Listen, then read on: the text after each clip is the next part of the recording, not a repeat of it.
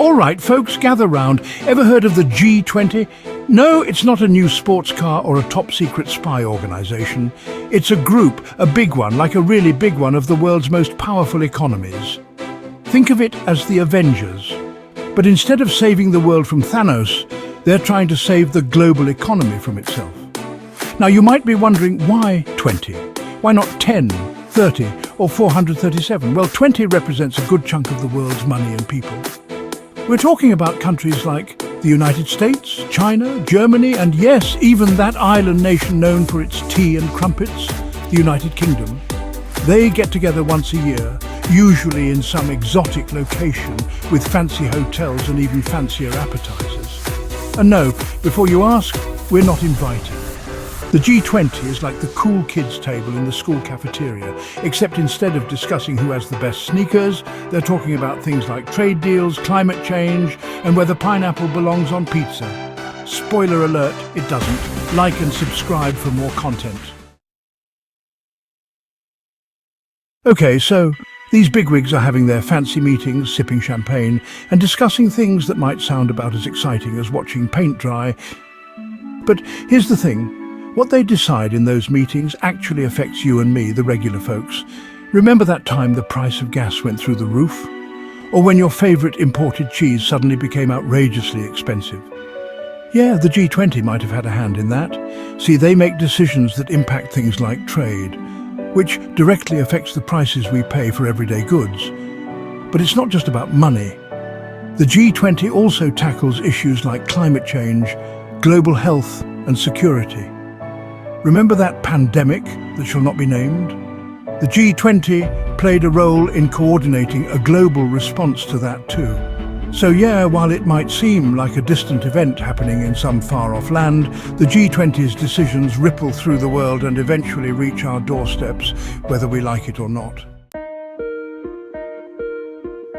Now, let's meet the players, shall we? As we mentioned before, the G20 consists of 20 big-shot economies. We've got the usual suspects, the United States, China, Japan, Germany, France, the UK and Canada. But it's not just a party for the wealthy Western nations. The G20 also includes emerging powerhouses like India, Brazil and South Africa. And let's not forget about Russia, which despite its recent antics, still gets a seat at the table. Think of the G20 as a giant tug-of-war, with each country pulling the rope in the direction it wants the global economy to go. Sometimes they find common ground and sometimes, well, let's just say things can get a little tense. Okay, let's talk Turkey, or rather let's talk about something that directly affects the price of Turkey, the economy. The G20 has a huge impact on the global economy, which in turn impacts your wallet whether you like it or not. Remember those trade deals we mentioned earlier? The G20 is where many of those deals are hammered out. These deals can determine whether you pay an arm and a leg for that imported coffee or get it at a reasonable price. But it's not just about trade. The G20 also influences things like interest rates, which can affect everything from your mortgage payments to the cost of your car loan. They also discuss things like financial regulations, which are supposed to prevent another global financial meltdown like the one we had back in 2008. So, yeah, the G20 is basically a bunch of people in suits making decisions that can make or break your budget. Fun, right? Section 5. Didn't they have a G20 party recently? They sure did. The G20 gang loves to party, or as they call it, hold summits. These summits are usually lavish affairs hosted by a different member country each year. They roll out the red carpet literally for the world leaders who arrive with their entourages and their security details. There are photo ops galore, fancy dinners with even fancier menus, and of course the all-important meetings where they discuss, well, you know, world domination. We mean global issues. The most recent G20 shindig was held in... Well, we'll get back to you on that one. Point is, these summits happen every year and they generate a lot of buzz, headlines and hopefully some positive outcomes for the world.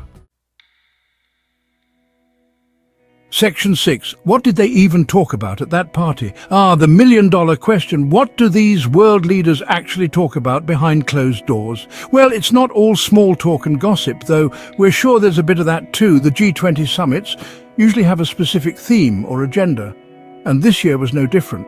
They probably talked about the usual suspects, the global economy, trade, climate change, and maybe even threw in some discussions about global health and security for good measure. But the real juicy stuff happens behind the scenes, in bilateral meetings and private discussions. That's where deals are made, alliances are forged, and maybe, just maybe, the fate of the world is decided.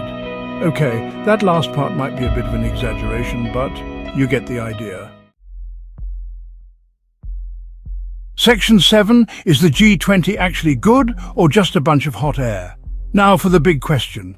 Is the G20 all talk and no action, or do they actually achieve anything? Well, it's a bit of both, to be honest.